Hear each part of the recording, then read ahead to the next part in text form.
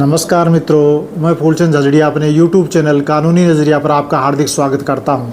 आज कानूनी विषय पर चर्चा के क्रम में हम ये देखेंगे कि उपभोक्ता संरक्षण अधिनियम के तहत जो माल में किसी प्रकार की कोई त्रुटि हो या सेवा में किसी प्रकार की कमी हो तो उसके लिए मुआवजा के लिए या अनुतोष के लिए हम जिला उपभोक्ता आयोग में या राज्य उपभोक्ता आयोग में वहाँ जा कर के अपना अनुतोष लेने के लिए आवेदन करते हैं।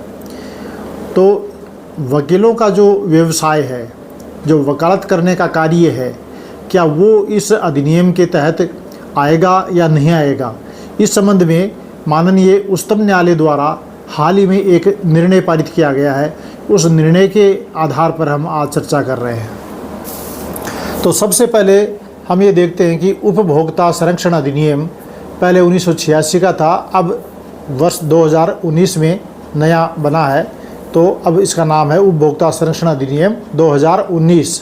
इस नए अधिनियम की धारा 2 उपधारा 42 इसमें सेवा को डिफाइन किया है, सेवा की परिभाषा दी है। तो सेवा किसको कहेंगे, कौन सी सेवा इसमें शामिल होगी? तो इसमें ये कहा गया है कि किसी प्रकार की सेवा जैसे बैंकिंग, बीमा, परिवहन, विद्युत आदि काफ़ी सेवाओं का नाम उसमें अंकित है। लेकिन इसमें ये भी कहा गया साथ ही साथ कि इसमें व्यक्तिगत सेवा और निःशुल्क सेवा ये शामिल नहीं है। व्यक्तिगत सेवा कौन सी?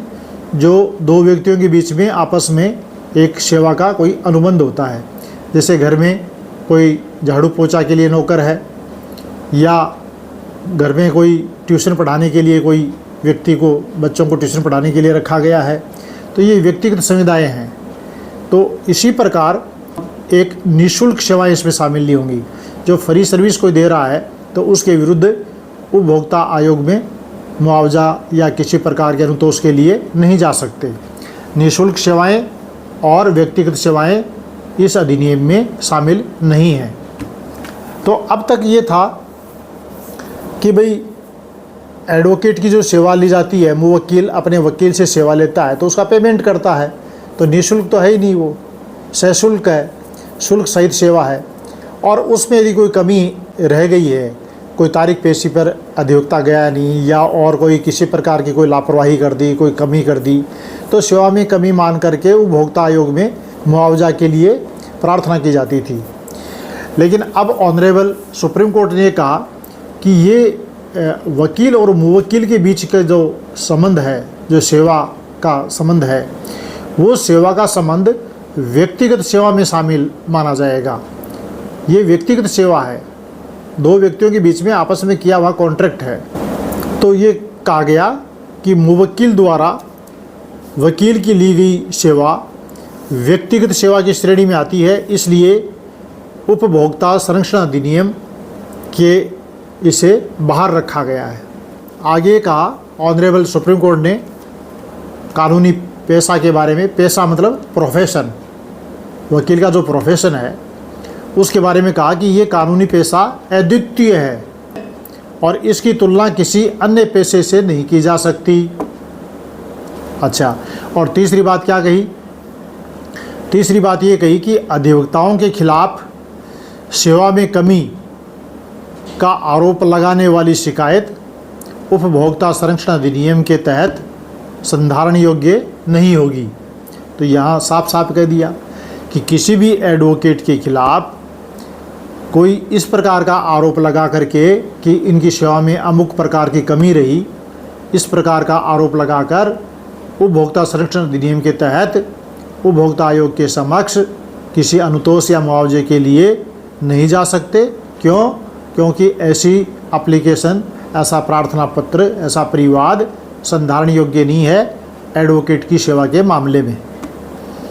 आगे और क्या कहा?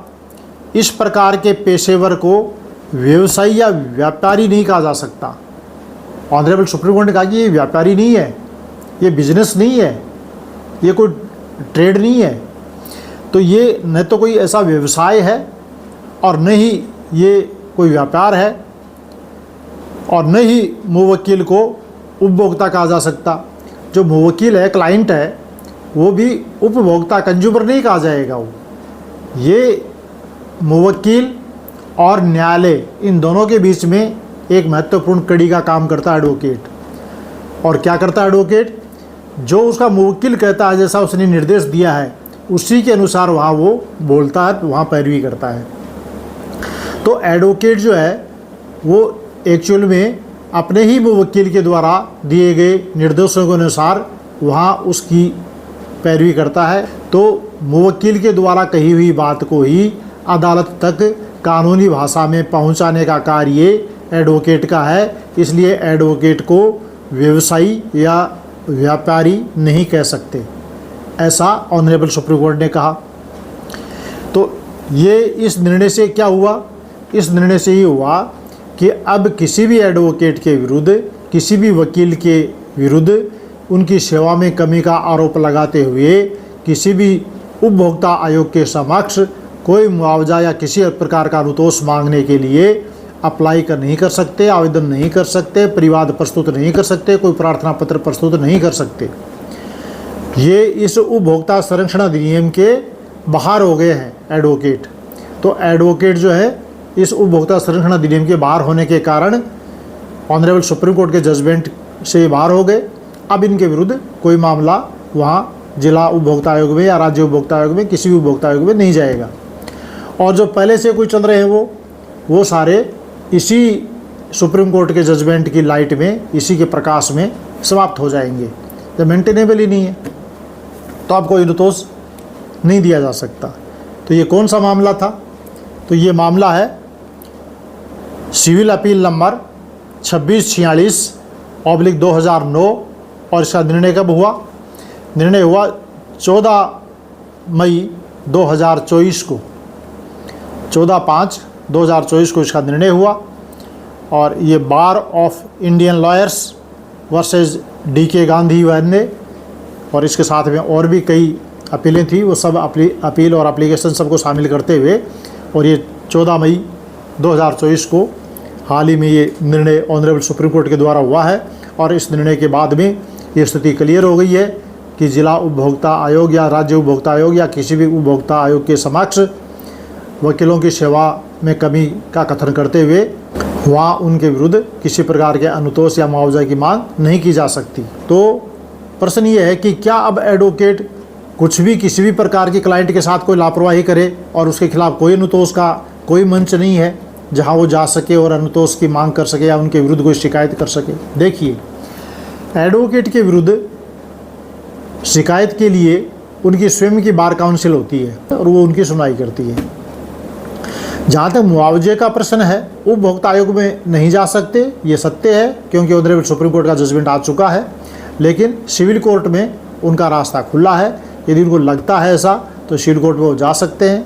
वहाँ कोर्ट फीस देनी पड़ती है और कोर्ट फीस दे करके अपना सिविल सूट कर सकते हैं। और अपनी बात यदि प्रूव करते हैं तो उनको उचित अनुतोष दिया जा सकता है। मैं आशा करता हूँ कि ये छोटा सा वीडियो आपको काफ़ी अच्छा लगा होगा, और अच्छा लगा हो तो आप इसे लाइक कीजिए, शेयर कीजिए, सब्सक्राइब कीजिए। बहुत बहुत धन्यवाद। नमस्कार।